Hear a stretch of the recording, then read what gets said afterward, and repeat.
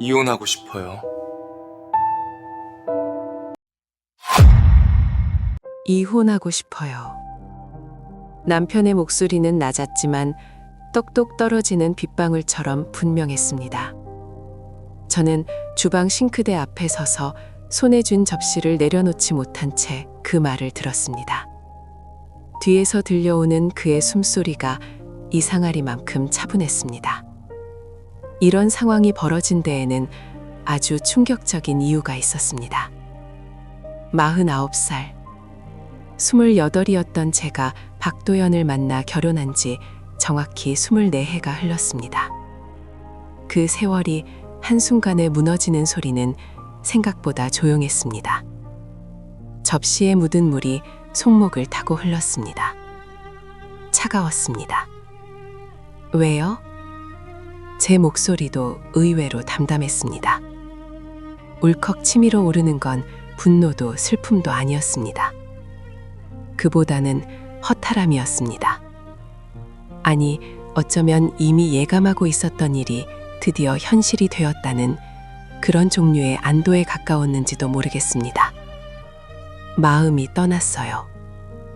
도연은 그렇게 말했습니다. 24해를 함께 살아온 사람의 입에서 나온 말치곤 너무 가벼웠습니다. 저는 천천히 몸을 돌렸습니다. 거실 소파에 앉아있는 그의 얼굴은 창밖에서 스며드는 저녁빛 때문에 반쯤 어둠에 잠겨 있었습니다. 언제부터요? 오래됐어요. 그는 눈을 마주치지 않았습니다. 그의 시선은 거실 한쪽 벽에 걸린 가족 사진을 향하고 있었습니다. 딸아이가 중학교에 입학하던 해 찍은 사진이었습니다. 그때는 모두가 웃고 있었습니다. 저는 물기 묻은 손을 행주에 닦으며 천천히 그의 맞은편 소파에 앉았습니다. 집안은 고요했습니다. 냉장고가 웅웅 소리를 내고 복도 끝 시계가 째깍거렸습니다. 평범한 목요일 저녁이었습니다. 다른 사람 있어요? 제 물음에 도연의 어깨가 미세하게 굳었습니다. 그 작은 반응만으로도 충분했습니다. 저는 한숨을 길게 내쉬었습니다. 예상은 했지만 확인하는 순간은 역시 달랐습니다. 가슴 한쪽이 서늘하게 식어 내려갔습니다. 누구예요? 유세린이라는 사람이에요. 그 이름은 처음 들었습니다. 도연은 이어서 말했습니다. 회사 거래처에서 일하는 여자라고 했습니다. 33이라고 했습니다. 저보다 20살 가까이 어렸습니다. 두 사람은 이미 함께 살고 있다고 했습니다. 그 말을 들었을 때 제 손끝이 차갑게 얼어붙는 걸 느꼈습니다. 함께 살고 있다고요? 네. 도연은 고개를 끄덕였습니다. 그의 얼굴에는 최소한의 미안함도 보이지 않았습니다. 오히려 후련하다는 듯한 표정이었습니다. 저는 그 순간 이 사람이 이미 오래전에 저를 떠났다는 걸 깨달았습니다. 그러니까 당신은 지금 저한테 통보하러 온 거네요. 제 목소리에는 비아냥이 섞여 있었습니다. 도연은 대답하지 않았습니다. 그저 팔짱을 낀 채 창밖을 바라볼 뿐이었습니다. 그의 옆모습은 낯설었습니다. 저는 천천히 일어나 부엌으로 갔습니다. 천장에서 컵을 꺼내 물을 따랐습니다. 손이 떨렸지만 애써 진정시켰습니다.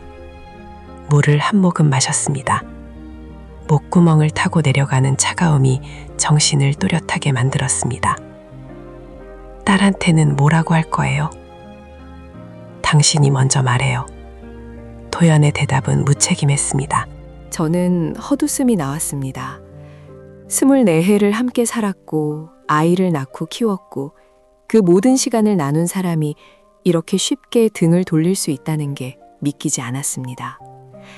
하지만 동시에 이상하게도 제 마음 한쪽에는 차가운 계산이 작동하고 있었습니다. 감정보다 먼저 움직이는 건 생존 본능이었습니다. 저는 이 상황에서 제가 무엇을 지켜야 하는지 알고 있었습니다. 재산 분할은 어떻게 생각해요? 제 물음에 도현이 고개를 돌렸습니다. 그의 눈빛에 당황한 기색이 스쳤습니다. 아마도 제가 울거나 매달리거나 화를 낼 거라고 예상했던 모양입니다. 하지만 저는 그러지 않았습니다. 법대로 하죠. 도연은 짧게 말했습니다. 저는 고개를 끄덕였습니다. 법대로. 그 말은 곧 절반을 나눈다는 뜻이었습니다. 이 집도 예금도 모든 것을 반으로 나눈다는 말이었습니다. 하지만 저는 이미 알고 있었습니다. 도연이 그렇게 순순히 나눌 사람이 아니라는 걸. 그는 늘 자기 것을 지키려는 사람이었습니다. 허세가 강하고 체면을 중시하고 자기중심적인 사람이었습니다. 그날 밤 도연은 짐을 꾸려 집을 나갔습니다. 저는 창가에 서서 그의 뒷모습을 지켜봤습니다. 차에 짐을 싣고 떠나는 그의 모습은 담담했습니다. 어쩌면 이미 여러 번 연습했던 장면인지도 몰랐습니다. 문이 닫혔습니다. 집안은 다시 고요했습니다. 저는 소파에 앉아 어둠 속에 있었습니다. 눈물이 나오지 않았습니다. 그저 텅 빈 느낌만 가득했습니다. 다음 날 아침 저는 한지우 변호사에게 전화를 걸었습니다. 지우는 제 오랜 지인이었습니다. 대학 동기였고 졸업 후에도 가끔 연락하며 지냈습니다. 냉철하고 현실적인 사람이었습니다. 지금 제게 필요한 건 바로 그런 사람이었습니다. 은결아, 무슨 일이야? 전화를 받은 지우의 목소리는 차분했습니다. 저는 간단히 상황을 설명했습니다. 남편이 다른 여자와 동거 중이라는 것, 이혼을 요구했다는 것, 재산 분할을 법대로 하겠다고 했다는 것. 만나자. 오늘 오후에 시간 돼? 지우는 주저하지 않고 말했습니다. 저는 고맙다고 답했습니다. 오후 2시, 저는 지우의 사무실을 찾아갔습니다. 강남 한복판에 있는 깔끔한 건물이었습니다. 엘리베이터를 타고 올라가는 동안 저는 창밖으로 보이는 도시 풍경을 바라봤습니다. 햇살이 유리 건물들을 비추고 있었습니다. 세상은 여전히 밝고 분주했습니다. 앉아. 지우는 저를 보자마자 의자를 권했습니다. 그녀의 사무실은 넓고 정돈되어 있었습니다. 벽면 가득 꽂힌 법률 서적들이 묵직한 무게감을 풍겼습니다. 먼저 물어볼게. 도연 씨 재산 상태 파악되어 있어? 지우의 질문은 직설적이었습니다. 저는 고개를 저었습니다. 대충은 알아요. 하지만 정확한 건 그럼 지금부터 파악해야 해. 은행 계좌, 부동산, 주식, 보험, 퇴직금, 모든 걸 다 확인해야 해. 지우는 메모지를 꺼내 적기 시작했습니다.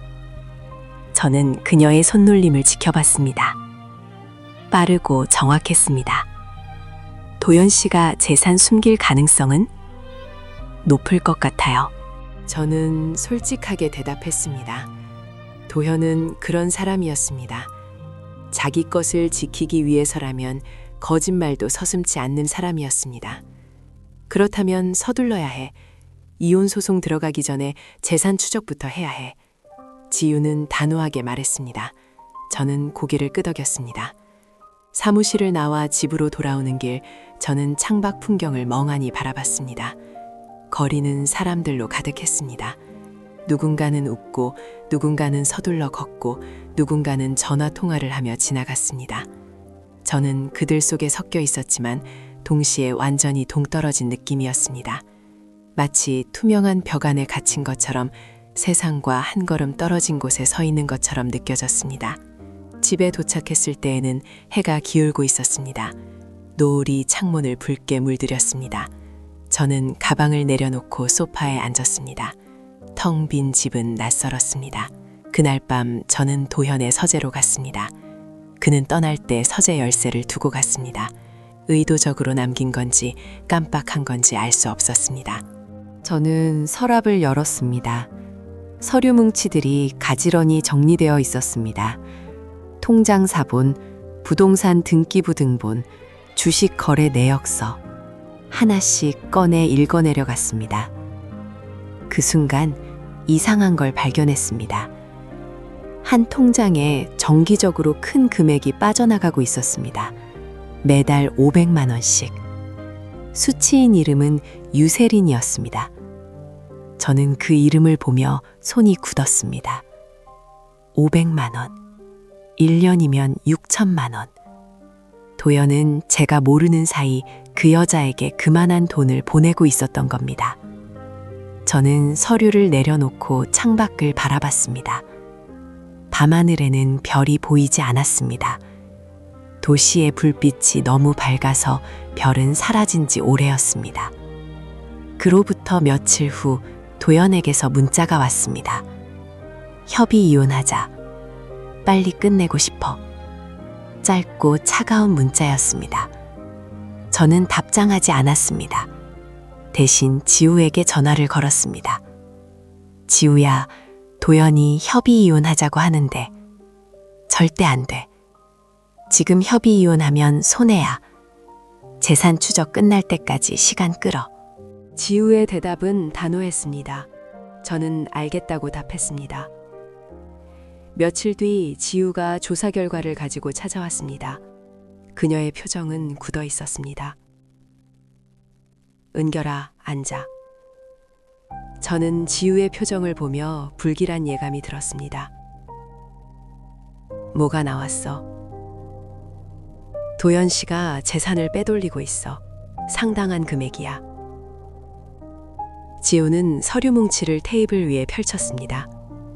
저는 그 서류들을 하나씩 읽어내려 갔습니다. 손끝이 차갑게 식어갔습니다. 도연은 지난 2년 동안 여러 계좌로 돈을 분산시키고 일부는 유세린 명의로 옮겼고 일부는 해외 계좌로 송금했습니다. 총액은 2억 원이 넘었습니다. 이건... 제 목소리가 떨렸습니다. 분노 때문이 아니었습니다. 배신감 때문이었습니다. 도연은 이혼을 결심한 순간부터 치밀하게 준비해왔던 겁니다. 저를 속이고 재산을 빼돌리고 유세린에게 넘기고. 소송 준비해야 해. 협의 이혼은 불가능해. 지우는 냉정하게 말했습니다. 저는 고개를 끄덕였습니다. 그날 밤 저는 오랜만에 눈물을 흘렸습니다. 소파에 앉아 무릎을 끌어안고 소리 없이 울었습니다. 슬퍼서가 아니었습니다. 허무해서였습니다. 24해, 그 긴 세월이 이렇게 끝나다니. 사랑했던 사람이 이렇게 낯선 사람이 되다니. 믿었던 사람이 이렇게 철저하게 배신하다니. 하지만 눈물은 오래 흐르지 않았습니다. 저는 눈물을 닦고 일어났습니다. 거울 앞에 섰습니다. 거울 속 제 얼굴은 피곤해 보였지만 눈빛만큼은 또렷했습니다. 저는 다짐했습니다. 무너지지 않겠다고, 지키겠다고, 제 것을, 제 삶을, 제 존엄을. 창밖에는 새벽이 밝아오고 있었습니다. 어둠이 조금씩 물러가고 하늘이 회색빛으로 물들고 있었습니다. 저는 그 풍경을 오래 바라봤습니다. 이제 시작이었습니다. 도연이 다시 집에 나타난 건 그로부터 일주일 뒤였습니다. 초인종 소리에 문을 열었을 때 그는 서류 가방을 든 채 서 있었습니다. 얼굴은 피곤해 보였지만 눈빛만큼은 날카로웠습니다. 제가 물러서자 그는 거침없이 안으로 들어왔습니다. 얘기 좀 합시다. 그의 목소리는 차가웠습니다. 저는 대답 없이 거실로 향했습니다. 도연은 소파에 앉지 않고 서 있었습니다. 마치 오래 머물 생각이 없다는 듯이. 가방에서 서류 뭉치를 떠냈습니다. 그리고 그 중 하나를 테이블 위에 탁 놓았습니다. 집 매매 계약서였습니다. 저는 그 서류를 내려다봤습니다.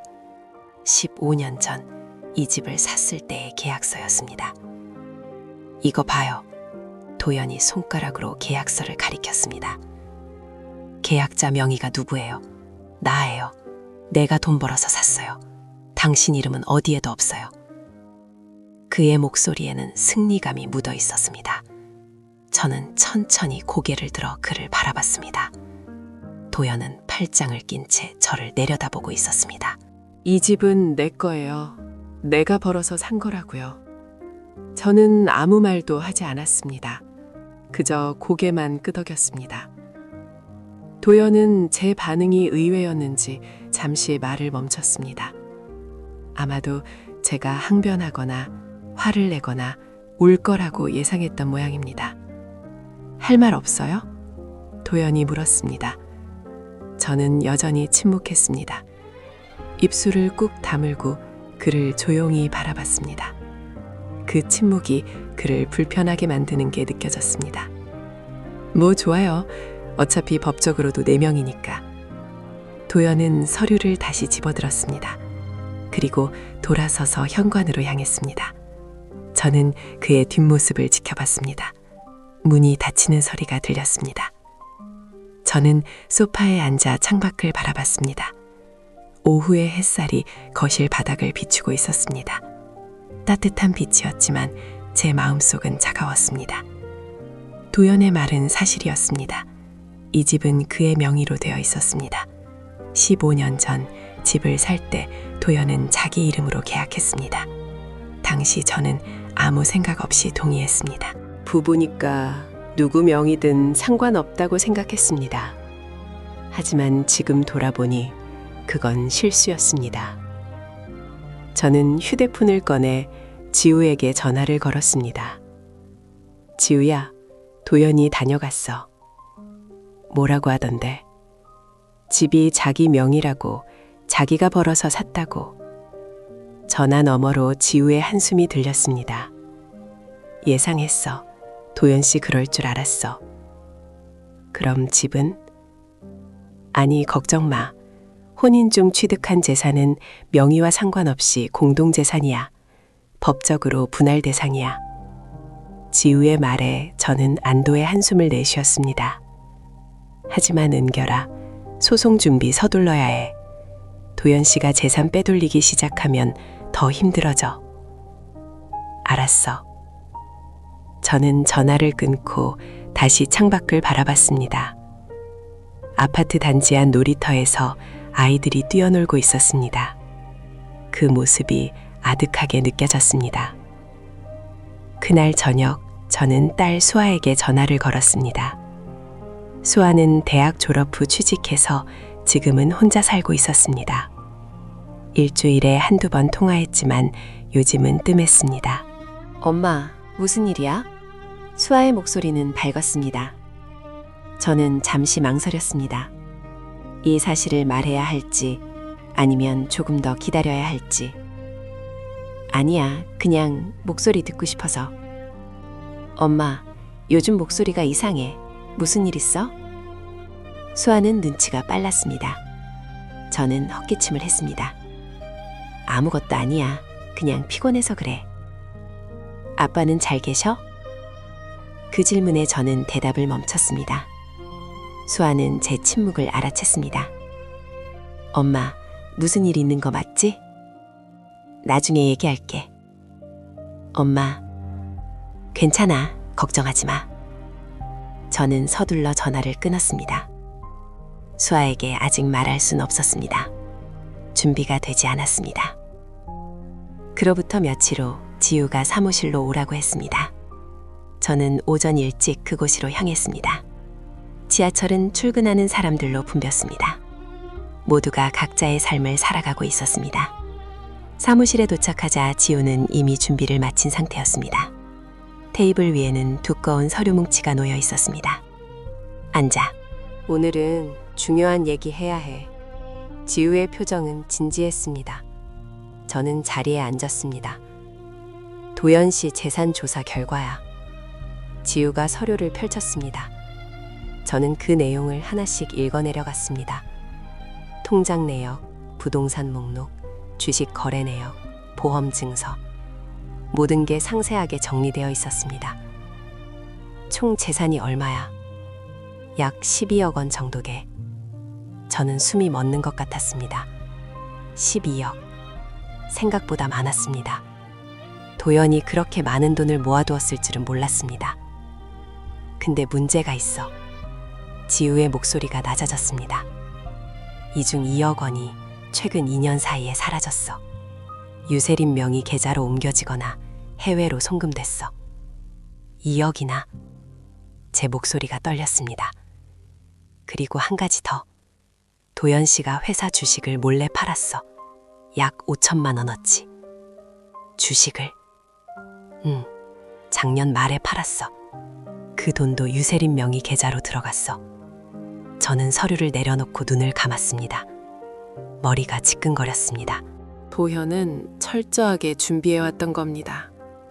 저를 떠나기 전부터 재산을 빼돌리고 유세린에게 넘기고 모든 걸 계획했던 겁니다. 은결아, 정신 차려. 지금부터가 중요해. 지우가 제 손을 잡았습니다. 그녀의 손은 따뜻했습니다. 소송 들어가면 이 모든 걸 다 밝혀야 해. 도연 씨가 재산을 빼돌린 증거를 법정에 제출해야 해. 증거가 충분해? 충분해. 내가 다 확보했어. 지우는 자신 있게 말했습니다. 저는 고개를 끄덕였습니다. 사무실을 나와 거리를 걷는데 문득 눈물이 났습니다. 길 한복판에서 멈춰서서 하늘을 올려다봤습니다. 구름 한 점 없는 맑은 하늘이었습니다. 너무 맑아서 오히려 쓸쓸했습니다. 왜 이렇게 됐을까? 도대체 어디서부터 잘못된 걸까? 저는 그 답을 찾을 수 없었습니다. 집에 돌아와 소파에 앉았습니다. 텅 빈 집은 고요했습니다. 시계 소리만 째깍거렸습니다. 저는 도연과 함께 찍은 사진을 꺼내봤습니다. 결혼식 날 사진이었습니다. 웨딩드레스를 입은 저와 턱시도를 입은 도연이 웃고 있었습니다. 그때는 행복했습니다. 미래가 밝아 보였습니다. 하지만 그 모든 게 지금은 희미한 기억처럼 느껴졌습니다. 그날 밤 도연에게서 전화가 왔습니다. 협의혼합시다. 더 이상 끌 이유 없잖아요. 그의 목소리는 다급했습니다. 저는 침착하게 대답했습니다. 법대로 하겠다고 했잖아요. 법대로 하면 시간만 오래 걸려요. 협의로 하면 빠르게 끝낼 수 있어요. 시간은 상관없어요. 당신이 이러면 손해예요. 그건 제가 판단할 일이에요. 저는 전화를 끊었습니다. 손이 떨렸지만 목소리는 흔들리지 않았습니다. 며칠 뒤 도연이 다시 집에 나타났습니다. 이번에는 유세린과 함께였습니다.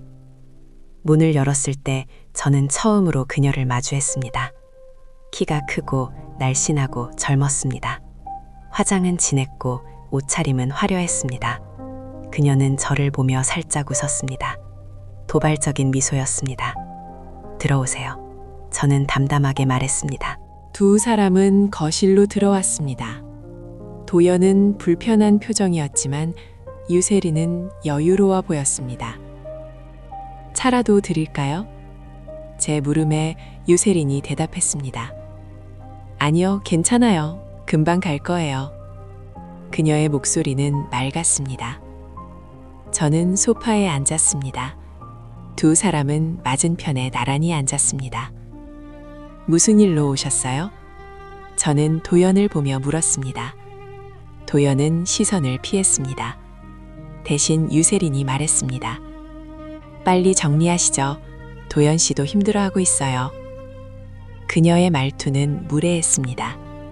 저는 그녀를 똑바로 바라봤습니다. 그녀는 눈을 피하지 않았습니다. 오히려 당당했습니다. 제가 힘들어하는 건 상관없나요? 제 물음에 유세린이 어깨를 으쓱했습니다. 그건 당신 문제잖아요. 순간 분노가 치밀어 올랐습니다. 하지만 저는 참았습니다. 감정을 드러내면 진다는 걸 알고 있었습니다. 나가주세요. 저는 차분하게 말했습니다. 뭐라고요? 유세린이 눈살을 찌푸렸습니다. 여기는 제 집이에요. 나가주세요. 도연이 일어섰습니다. 세린아, 가자. 왜요? 아직 할 말 안 끝났는데. 가자고. 도연은 유세린의 팔을 잡아 끌었습니다. 유세린은 불만스러운 표정으로 일어났습니다. 두 사람은 현관으로 향했습니다. 문이 닫혔습니다. 저는 그 자리에 그대로 앉아 있었습니다. 심장이 빠르게 뛰었습니다. 손바닥에는 땀이 맺혔습니다. 그날 밤 저는 오랫동안 잠을 이루지 못했습니다. 침대에 누워 천장을 바라봤습니다. 어둠 속에서 여러 생각이 떠올랐습니다.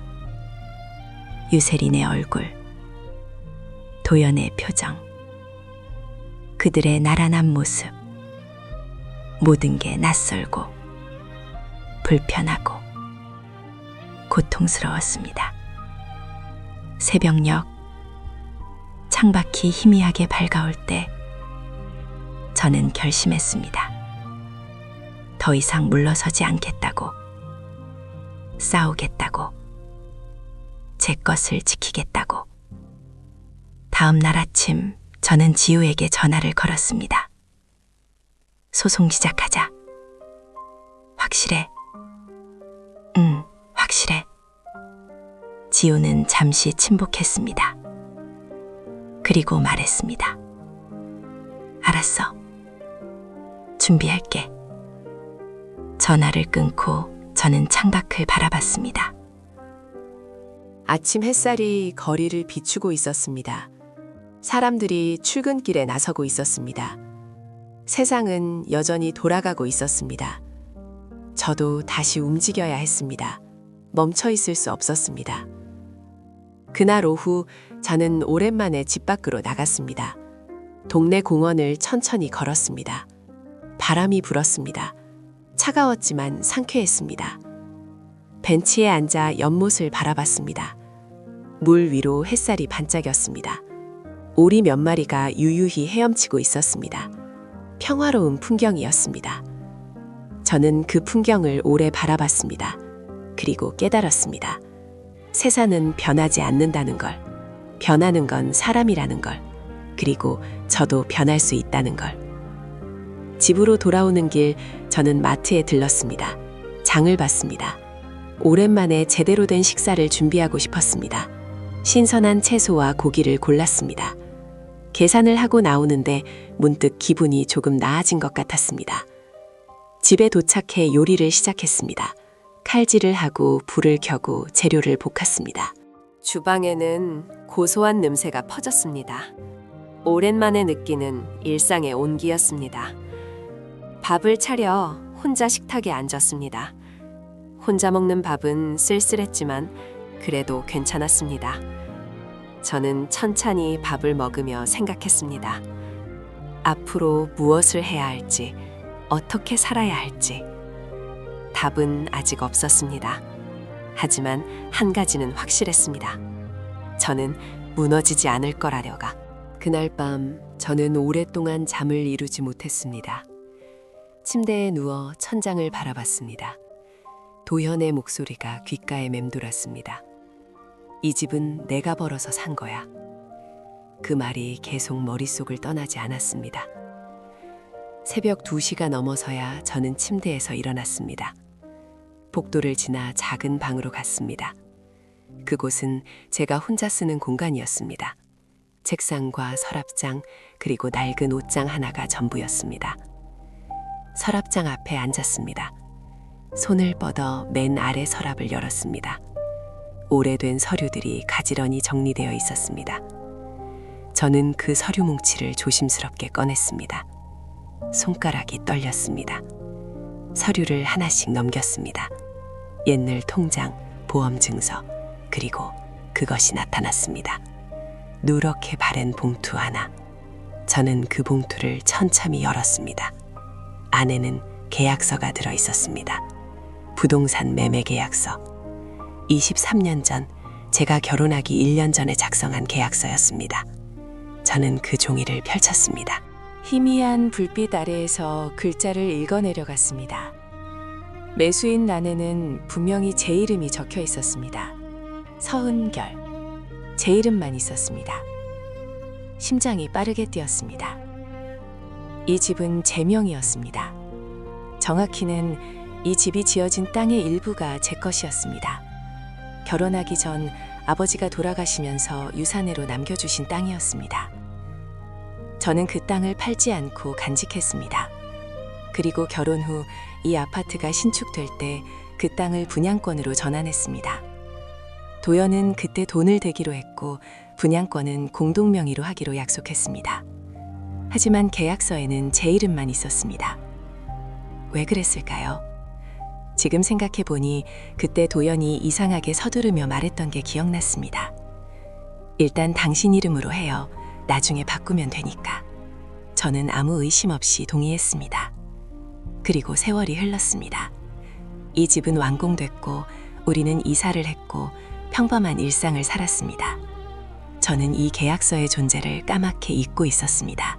하지만 15년 전 집을 리모델링하면서 도연이 갑자기 말했습니다. 은결아, 이 집 명의를 내 이름으로 바꾸자. 세금 문제도 있고 그게 나을 것 같아. 저는 그때도 의심하지 않았습니다. 부부니까 누구 명의든 상관없다고 생각했습니다. 그래서 명의를 바꿨습니다. 도연 명의로. 하지만 이 오래된 계약서는 여전히 제 이름으로 되어 있었습니다. 그리고 그 사실을 저는 지금까지 잊고 있었습니다. 손이 떨렸습니다. 계약서를 꽉 쥐었습니다. 종이가 구겨지는 소리가 들렸습니다. 이게 무엇을 의미하는지 정확히는 알 수 없었습니다. 하지만 분명한 건 이 집의 시작은 제 땅이었다는 것입니다. 그리고 그 증거가 여기 있다는 것입니다. 저는 계약서를 조심스럽게 다시 봉투에 넣었습니다. 그리고 휴대폰을 꺼내 사진을 찍었습니다. 여러 장, 모든 페이지를 세세하게. 새벽 3시, 창밖은 여전히 어두웠습니다. 하지만 제 마음속에는 희미한 빛이 켜지는 것 같았습니다.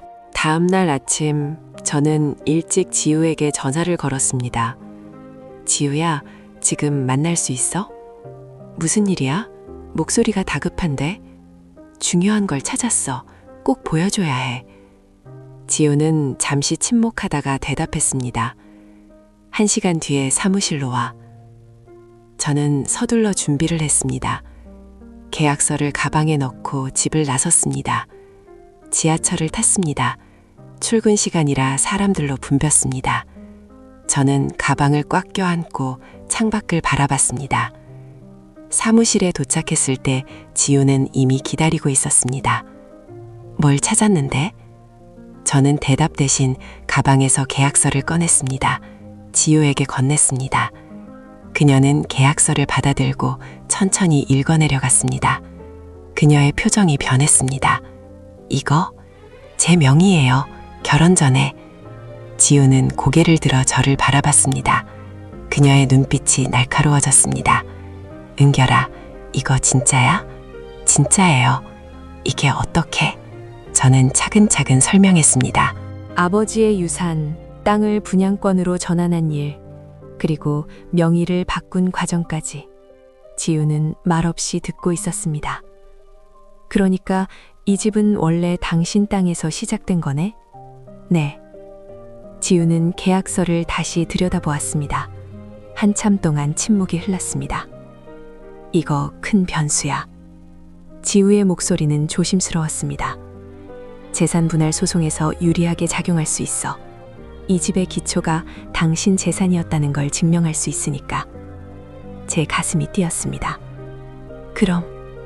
하지만 쉽지 않아. 도연 씨가 반박할 거야. 명의를 자기 이름으로 바꿨고 리모델링 비용도 자기가 냈다고 주장할 거야. 그래도 이건 중요한 증거야. 분명히. 지우는 계약서를 복사했습니다. 그리고 원본을 제게 돌려주며 말했습니다. 이거 잘 보관해. 절대 잃어버리면 안 돼. 알았어. 사무실을 나와 거리를 걸었습니다. 햇살이 따뜻했습니다. 겨울이 끝나가고 봄이 오고 있었습니다. 바람은 여전히 차가웠지만 공기는 부드러웠습니다. 저는 카페에 들어가 커피를 주문했습니다. 창가 자리에 앉아 거리를 바라봤습니다. 사람들이 오고 갔습니다. 누군가는 웃고, 누군가는 전화 통화를 하고, 누군가는 혼자 걷고 있었습니다. 커피를 한 모금 마셨습니다. 쓰고 뜨거웠습니다. 하지만 그 맛이 저를 깨어있게 만들었습니다.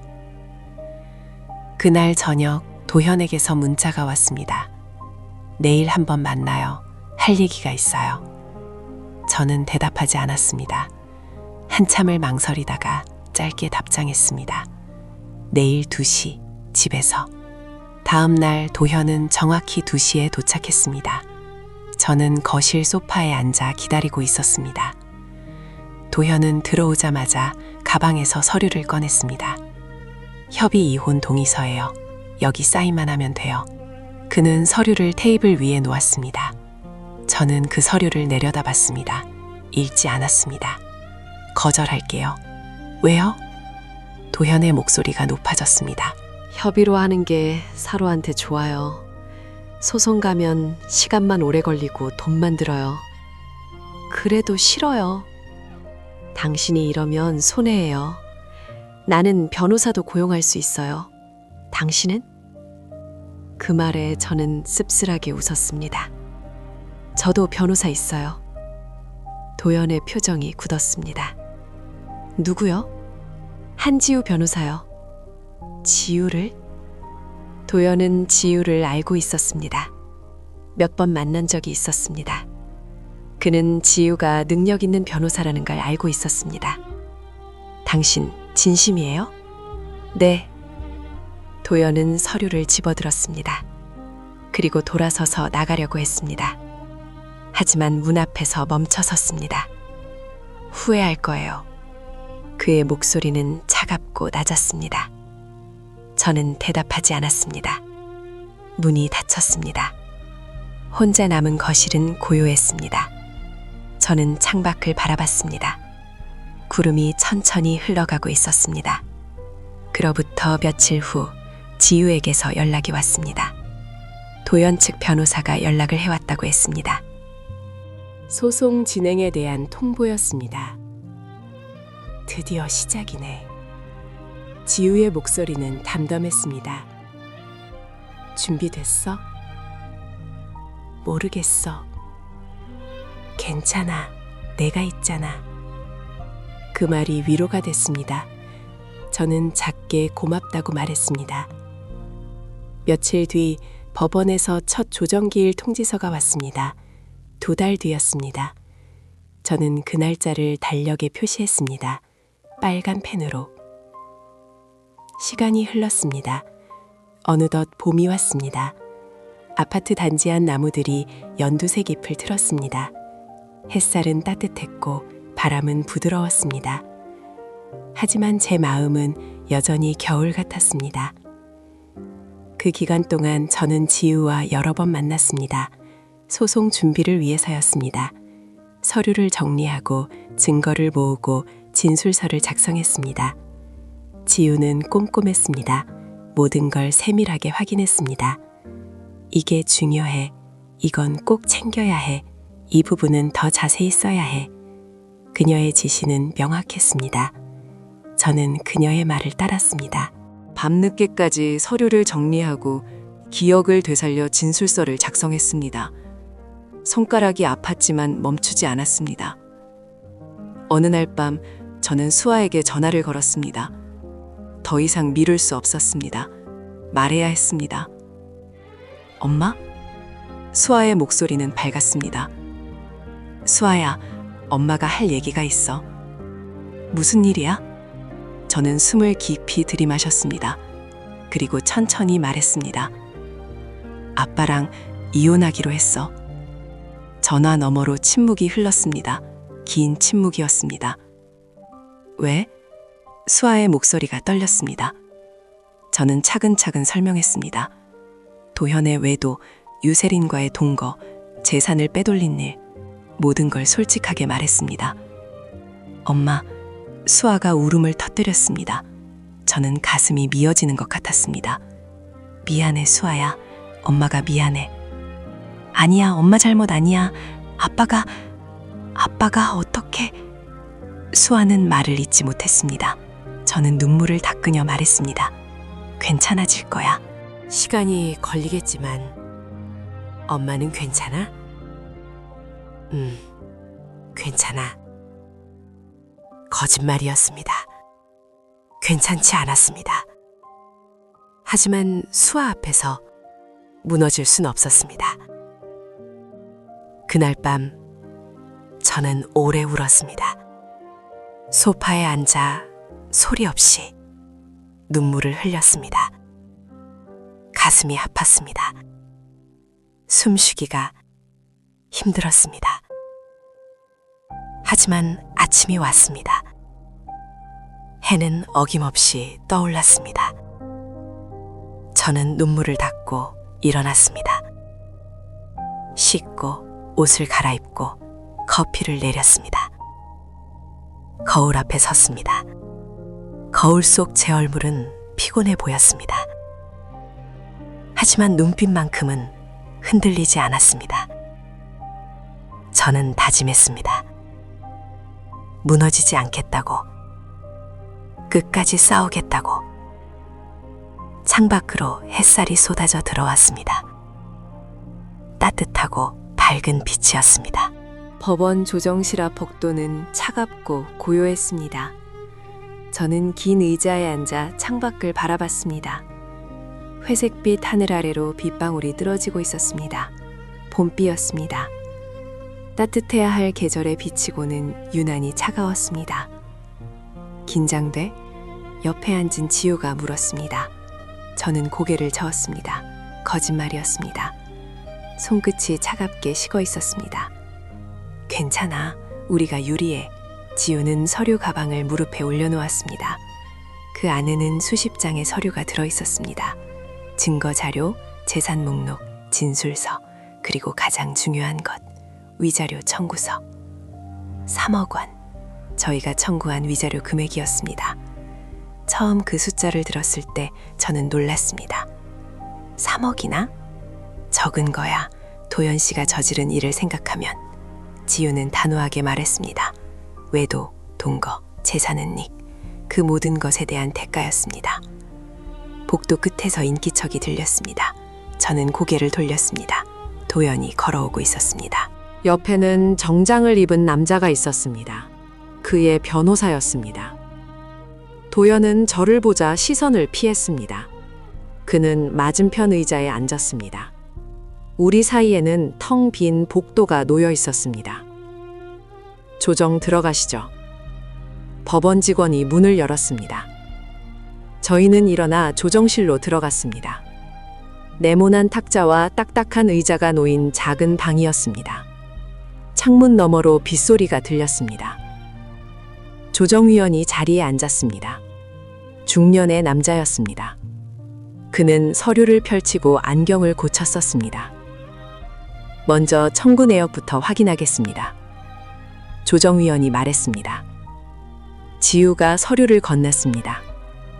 조정위원은 천천히 읽어 내려갔습니다. 이혼 청구, 재산 분할 청구, 그리고 그가 멈췄습니다. 눈썹이 살짝 올라갔습니다. 위자료 3억 원 청구. 그 말이 떨어지자 도연의 얼굴이 굳었습니다. 3억이라고요? 도연이 자리에서 벌떡 일어났습니다. 그의 목소리가 떨렸습니다. 앉으세요. 조정위원이 차분하게 말했습니다. 도연은 천천히 자리에 앉았습니다. 하지만 그의 눈빛은 분노로 가득했습니다. 위자료 청구 사유가 뭡니까? 조정위원이 물었습니다. 지우가 대답했습니다. 배우자의 부정행위, 동거 사실, 그리고 혼인 중 재산 은닉입니다. 지우는 또 다른 서류 뭉치를 꺼냈습니다. 도연과 유세린의 동거 사실을 입증하는 자료, 계좌이체 내역, 재산 이동 증거, 모든 것이 명확하게 정리되어 있었습니다. 조정위원은 서류를 하나씩 살펴봤습니다. 도연은 옆에 앉은 변호사와 속삭이며 뭔가를 주고받았습니다. 그의 얼굴은 점점 창백해졌습니다. 피청구인 측에서 반박하실 내용 있습니까? 조정위원이 도연을 바라봤습니다. 도연의 변호사가 서류를 펼쳤습니다. 위자료 금액이 과도합니다. 의뢰인의 경제적 능력을 고려했을 때 3억 원은 현실적이지 않습니다. 피청구인의 재산 상태는 얼마나 됩니까? 약 12억 원입니다. 지우가 즉각 대답했습니다. 도연의 변호사가 당황한 표정을 지었습니다. 어떻게? 저희가 이미 조사했습니다. 은행 계좌, 부동산, 주식, 보험, 모든 재산 목록이 여기 있습니다. 지우는 또 다른 서류를 내밀었습니다. 조정위원이 그것을 받아들였습니다. 도현은 말없이 탁자를 내려다봤습니다. 그리고 한 가지 더 말씀드리겠습니다. 지우가 마지막 서류를 꺼냈습니다. 저는 그게 무엇인지 알고 있었습니다. 오래된 계약서. 제 명의로 된 그 계약서. 이 집은 원래 의뢰인 소유의 토지에서 시작됐습니다. 결혼 전 의뢰인이 부친에게 상속받은 땅이었습니다. 지우는 계약서를 조정위원에게 건넸습니다. 도현이 고개를 번쩍 들었습니다. 그건 무슨 말씀하시려고요? 지우가 차갑게 물었습니다. 도현은 입을 다물었습니다. 그의 손이 주먹을 쥐었다 폈다를 반복했습니다. 조정위원은 계약서를 천천히 읽었습니다. 한참이 흘렀습니다. 조정실 안은 고요했습니다. 빗소리만 창문을 두드렸습니다. 일단 오늘은 여기까지 하겠습니다. 양측 모두 다시 한번 협의해 보시고 다음 기일에 뵙겠습니다. 조정위원이 서류를 정리하며 말했습니다. 조정실을 나왔습니다. 복도에 나서자 도연이 제 앞을 막아섰습니다. 저 계약서 어디서 났어요? 그의 목소리는 낮고 떨렸습니다. 저는 그를 똑바로 바라봤습니다. 제 서랍에 있었어요. 당신이 모르는 건 당연하죠. 제 물건이니까. 그건 옛날 얘기잖아요. 지금은 내 명이에요. 명의를 바꾼 게 문제가 아니에요. 시작이 누구 것이었는지가 중요한 거죠. 지우가 제 옆에 섰습니다. 도연은 저희를 번갈아 보다가 돌아섰습니다. 그의 뒷모습은 초라해 보였습니다. 법원을 나와 거리를 걸었습니다. 비는 그쳤지만 하늘은 여전히 흐렸습니다. 젖은 아스팔트에서 차가운 냄새가 올라왔습니다. 잘했어. 지우가 말했습니다. 흔들리지 않았어. 그게 중요해. 고마워, 지우야. 이제 시작이야. 도연 씨가 쉽게 물러서지 않을 거야. 저는 알고 있었습니다. 도연은 절대 포기하지 않을 사람이었습니다. 그는 자기 것을 내주는 걸 견디지 못했습니다. 집에 돌아왔을 때는 저녁이었습니다. 거실에 불을 켰습니다. 텅 빈 공간이 낯설지 않았습니다. 이제 익숙했습니다. 소파에 앉아 휴대폰을 들었습니다. 수아에게서 문자가 와 있었습니다. 엄마, 오늘 법원 어땠어? 괜찮아? 저는 답장을 보냈습니다. 응, 괜찮아. 걱정 마. 거짓말은 아니었습니다. 정말 괜찮았습니다. 예전 같았으면 무너졌을 텐데 지금은 달랐습니다. 그날 밤 도연에게서 전화가 왔습니다. 저는 받지 않았습니다. 2번, 3번 전화가 왔지만 무시했습니다. 결국 문자가 왔습니다. 3억은 너무해요. 다시 생각해봐요. 저는 답장하지 않았습니다. 며칠 뒤 지우에게서 연락이 왔습니다. 도연 측에서 협상 제안을 해왔다고 했습니다. 위자료를 1억으로 낮춰달래. 거절해요. 저는 주저없이 말했습니다. 확실해? 네. 지우는 잠시 침묵했습니다. 알았어. 그럼 재판까지 가야 해. 괜찮아요. 전화를 끊고 저는 창밖을 바라봤습니다. 봄이 완전히 왔습니다. 나무들은 푸르렀고 꽃들이 피어나고 있었습니다. 세상은 변하고 있었습니다. 어느 날 오후 저는 오랜만에 동네를 산책했습니다. 공원을 지나 강변으로 갔습니다. 사람들이 자전거를 타고 조깅을 하고 벤치에 앉아 이야기를 나눴습니다. 저는 강가에 섰습니다. 물은 천천히 흘렀습니다. 잔잔하고 고요했습니다. 햇살이 수면을 반짝이게 만들었습니다. 문득 이런 생각이 들었습니다. 인생도 저 물과 같다고, 멈추지 않고 흐른다고, 때로는 빠르게, 때로는 느리게, 하지만 결국 앞으로 나아간다고. 집으로 돌아오는 길에 마트에 들렀습니다. 장을 봤습니다. 신선한 재료들을 골랐습니다.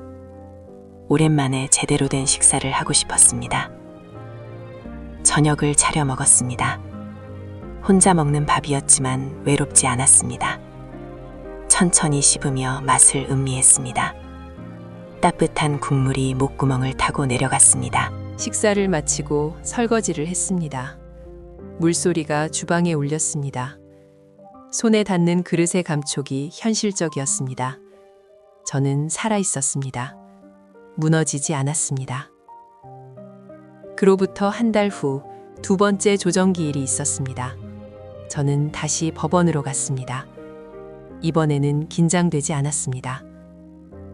조정실에 들어갔을 때 도연은 이미 와 있었습니다. 그는 수척해 보였습니다. 얼굴은 창백했고 눈가에는 그림자가 드리워져 있었습니다. 오늘은 재산 분할에 대해 논의하겠습니다. 조정위원이 말했습니다. 지우가 준비한 서류를 펼쳤습니다. 의뢰인은 혼인 재산의 절반을 청구합니다. 집, 예금, 주식, 모든 것을 포함해서입니다. 그건 받아들일 수 없습니다. 도연의 변호사가 반박했습니다. 의뢰인이 대부분의 재산을 형성했습니다. 배우자의 기여도는 미미합니다. 미미하다고요?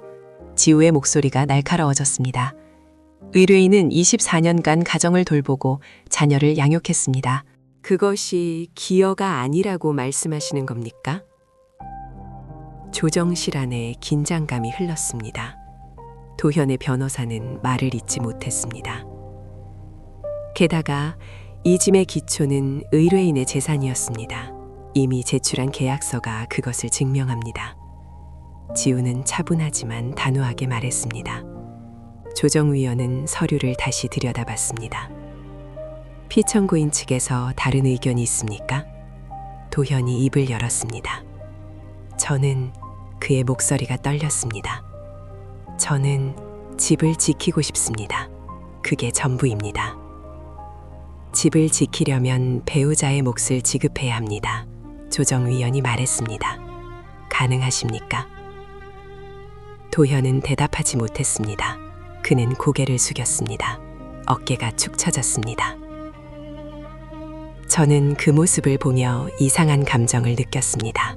동정도 분노도 아니었습니다. 그저 먼 사람을 보는 것 같은 느낌이었습니다. 조정은 결렬됐습니다. 결국 재판으로 가게 됐습니다. 법원을 나와 지우와 함께 카페에 들렀습니다. 창가 자리에 앉아 커피를 마셨습니다.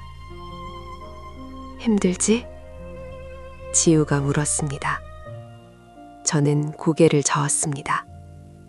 아니, 괜찮아. 재판 가면 더 힘들어질 수 있어. 알아? 그래도 괜찮아. 지우는 제 손을 잡았습니다. 따뜻했습니다. 끝까지 함께 할게. 고마워. 창밖으로 사람들이 지나갔습니다. 각자의 삶을 살아가고 있었습니다. 저도 그들처럼 제 삶을 살아가고 있었습니다. 그날 밤 저는 오래된 앨범을 꺼냈습니다. 결혼 사진들이 담겨 있었습니다. 한 장 한 장 넘겼습니다. 웃고 있는 얼굴들, 행복해 보이는 순간들. 하지만 이제 그것은 과거였습니다. 지나간 시간이었습니다. 저는 앨범을 덮었습니다. 그리고 서랍 깊숙이 넣었습니다. 이제 앞을 봐야 했습니다. 침대에 누워 천장을 바라봤습니다. 어둠 속에서 생각했습니다. 앞으로 무엇을 할지, 어떻게 살아갈지. 답은 아직 없었습니다. 하지만 두렵지 않았습니다. 창밖으로 달빛이 스며들었습니다. 희미하고 부드러운 빛이었습니다. 저는 그 빛을 보며 눈을 감았습니다. 내일도 해는 뜰 것입니다. 판결이 선고된 날, 하늘은 맑았습니다. 법정을 나서는 순간 햇살이 눈부셨습니다. 저는 잠시 멈춰서서 눈을 감았습니다. 따뜻한 바람이 뺨을 스쳤습니다. 여름이 가까워지고 있었습니다. 은결아. 지우가 제 팔을 잡았습니다. 그녀의 목소리는 떨렸습니다. 이겼어. 우리가 이긴 거야. 저는 천천히 고개를 끄덕였습니다. 가슴 속에서 무언가가 천천히 풀어지는 느낌이었습니다. 긴장이었을까요? 두려움이었을까요? 아니면 오랫동안 짊어진 무게였을까요? 판결 내용은 명확했습니다. 이혼 인용, 재산 분할 인용, 위자료 2억 5천만 원. 집은 제 소유로 인정됐습니다. 도현이 명의를 변경한 것은 무효 처리됐습니다.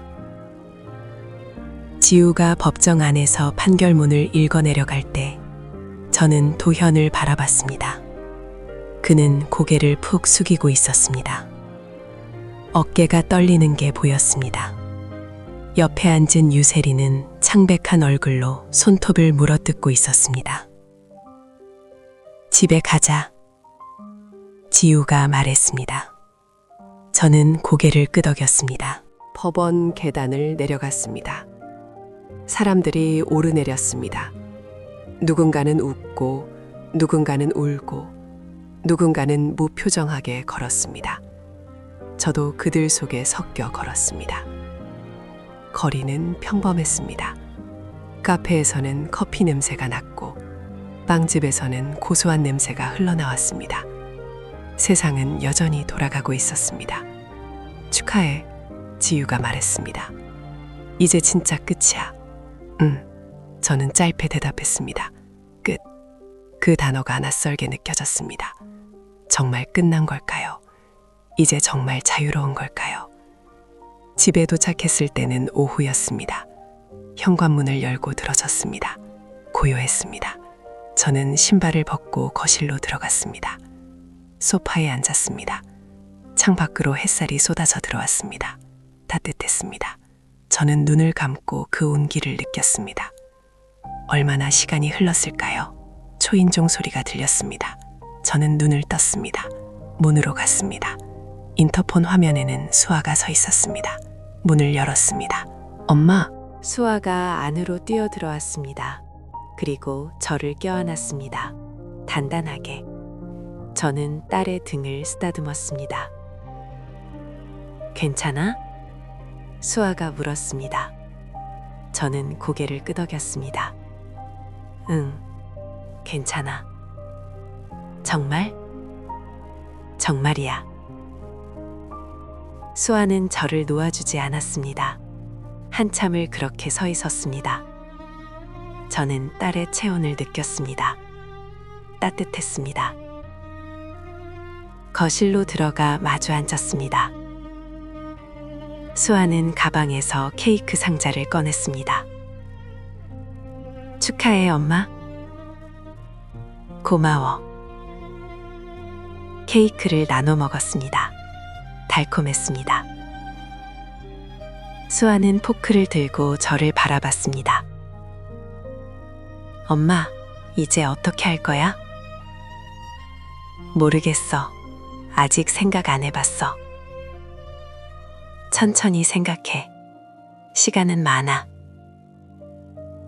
저는 고개를 끄덕였습니다. 정말 그랬습니다. 이제 시간은 많았습니다. 수아가 돌아간 뒤 저는 혼자 집안을 돌아다녔습니다. 거실, 주방, 안방, 작은 방. 모든 공간이 텅 비어 있었습니다. 하지만 외롭지 않았습니다. 저녁이 됐습니다. 저는 간단히 식사를 준비했습니다. 밥을 짓고 국을 끓이고 반찬을 꺼냈습니다. 혼자 먹는 저녁이었지만 쓸쓸하지 않았습니다. 식사를 마치고 설거지를 했습니다. 물소리가 고요한 집안에 울렸습니다. 창밖으로 노을이 지고 있었습니다. 주황빛 하늘이 아름다웠습니다. 그날 밤 휴대폰이 울렸습니다. 모르는 번호였습니다. 저는 잠시 망설이다가 받았습니다. 여보세요? 은결 씨. 도연의 목소리였습니다. 낮고 떨렸습니다. 네. 저 언제 집 비워야 해요? 저는 침묵했습니다. 판결문에는 한 달 안에 집을 비우라고 나와 있었습니다. 판결문대로요. 알겠습니다. 전화가 끊어졌습니다. 저는 휴대폰을 내려놓고 창밖을 바라봤습니다. 밤하늘에는 별이 반짝이고 있었습니다. 며칠이 흘렀습니다. 계절은 빠르게 여름으로 접어들었습니다. 날씨는 더워졌고 햇살은 강렬했습니다. 저는 매일 아침 공원을 산책했습니다. 걷는 것이 좋았습니다. 천천히 생각을 정리하며 걸었습니다. 앞으로 무엇을 할지, 어떻게 살아갈지. 답은 서서히 모습을 드러내고 있었습니다. 어느 날 오후 초인종이 울렸습니다. 인터폰 화면에는 도연이 서 있었습니다. 저는 문을 열었습니다. 들어오세요. 도연은 조심스럽게 들어왔습니다. 그는 여행 가방을 들고 있었습니다. 얼굴은 수척했고 옷차림은 허름했습니다. 짐 정리하러 왔어요. 알겠어요. 도연은 안방으로 갔습니다. 저는 거실에 앉아 있었습니다. 안방에서 서랍 여닫는 소리, 옷 깨는 소리가 들렸습니다. 1시간쯤 지났을까요? 도연이 거실로 나왔습니다. 가방 2개를 들고 있었습니다. 다 챙겼어요. 저는 고개를 끄덕였습니다. 도연은 현관으로 향했습니다. 하지만 문 앞에서 멈춰 섰습니다. 은결 씨. 네. 미안해요. 그의 목소리는 작았습니다. 저는 그를 바라봤습니다. 그의 눈에는 후회가 어려 있었습니다. 하지만 이미 늦었습니다. 가세요. 도연은 고개를 숙였습니다. 그리고 문을 열고 나갔습니다. 문이 닫히는 소리가 들렸습니다. 저는 소파에 앉아 있었습니다. 텅 빈 집은 고요했습니다. 하지만 이제 정말 제 공간이었습니다. 일주일 후 저는 안방 정리를 시작했습니다. 도연이 쓰던 옷장을 비우고 서랍을 정리했습니다. 그가 남긴 것들을 하나씩 꺼냈습니다. 낡은 시계, 손때 묻은 책, 오래된 사진. 모든 게 과거의 흔적이었습니다. 저는 그것들을 상자에 담았습니다. 나중에 수아에게 전해주기로 했습니다. 정리를 마치고 창문을 활짝 열었습니다. 바람이 들어왔습니다. 상쾌했습니다. 저는 깊이 숨을 들이마셨습니다. 그날 저녁 지우에게서 전화가 왔습니다. 은결아, 요즘 어때? 괜찮아. 정리하고 있어. 혼자 괜찮겠어? 응, 괜찮아. 언제 밥 먹자. 내가 살게. 좋아. 전화를 끊고 저는 웃음이 났습니다. 지유, 든든한 친구였습니다. 며칠 뒤 저는 오랜만에 동창회에 나갔습니다. 대학 동기들과의 모임이었습니다. 처음에는 망설였지만 지유가 함께 가자고 설득했습니다. 식당에 도착하자 친구들이 반갑게 맞아줬습니다. 저는 자리에 앉았습니다. 음식이 나오고 이야기가 오갔습니다. 은걸아, 요즘 어떻게 지내? 누군가가 물었습니다. 저는 잠시 망설였습니다. 그리고 솔직하게 대답했습니다. 이혼했어. 최근에. 친구들이 놀란 표정에 지었습니다. 지유가 제 손을 잡았습니다. 힘들었겠다. 하지만 이제 괜찮아. 친구들은 위로의 말을 건넸습니다. 저는 그들의 따뜻함에 고마웠습니다. 혼자가 아니라는 걸 느꼈습니다. 집으로 돌아오는 길 저는 강변을 걸었습니다. 밤바람이 불었습니다. 시원했습니다. 강물은 고요히 흘렀습니다. 벤치에 앉아 물을 바라봤습니다. 건너편에는 불빛이 반짝였습니다. 아름다웠습니다. 문득 이런 생각이 들었습니다. 인생은 계속된다고, 끝이 아니라 새로운 시작이라고. 집에 도착했을 때는 자정이 가까웠습니다. 현관문을 열고 들어섰습니다. 불을 켰습니다. 거실은 깨끗했습니다. 침실로 갔습니다. 침대에 누워 천장을 바라봤습니다. 고요했습니다. 평화로웠습니다. 눈을 감았습니다. 그리고 생각했습니다. 내일은 무엇을 할까? 어디를 갈까? 누구를 만날까? 가능성이 펼쳐져 있었습니다. 며칠 뒤 저는 오래된 취미를 다시 시작했습니다. 그림 그리기. 결혼 전에 좋아했던 취미였습니다. 붓을 들고 캔버스 앞에 앉았습니다. 처음에는 서툴렀습니다. 손이 굳어 있었습니다. 하지만 조금씩 감각이 돌아왔습니다. 색을 섞고 선을 그었습니다. 창밖 풍경을 그렸습니다. 푸른 하늘, 흰 구름, 나무들. 단순하지만 평화로운 풍경이었습니다. 그림을 그리는 동안 시간이 빠르게 흘렀습니다. 해가 기울었습니다. 저는 붓을 내려놓고 그림을 바라봤습니다. 완벽하지 않았지만 제 것이었습니다. 어느 토요일 오후 수아가 다시 찾아왔습니다. 이번에는 친구와 함께였습니다. 엄마, 소개할게. 내 친구 민지야. 안녕하세요. 밝은 목소리의 젊은 여자였습니다. 저는 두 사람을 맞이했습니다. 거실에서 차를 마셨습니다. 수아와 민지는 이런저런 이야기를 나눴습니다. 저는 그들의 대화를 들으며 웃었습니다. 젊은 에너지가 집안을 채웠습니다. 엄마, 요즘 밝아 보여. 수아가 말했습니다. 그래? 응, 예전보다 훨씬. 저는 고개를 끄덕였습니다. 정말 그런 것 같았습니다. 두 사람이 돌아간 뒤 저는 혼자 저녁을 준비했습니다. 천천히 정성껏 요리했습니다. 맛있는 냄새가 주방에 퍼졌습니다. 식탁에 앉아 밥을 먹었습니다. 혼자였지만 외롭지 않았습니다. 오히려 편안했습니다. 식사를 마치고 거실로 갔습니다. 소파에 앉아 책을 읽었습니다. 오래된 소설이었습니다. 천천히 한 줄 한 줄 읽어내려갔습니다. 창밖으로 석양이 지고 있었습니다. 붉은 빛이 거실을 물들였습니다. 아름다웠습니다. 저는 책을 덮고 창밖을 바라봤습니다. 하늘이 천천히 어두워지고 있었습니다. 별이 하나씩 나타나기 시작했습니다. 생각했습니다. 이제 정말 새로운 시작이라고.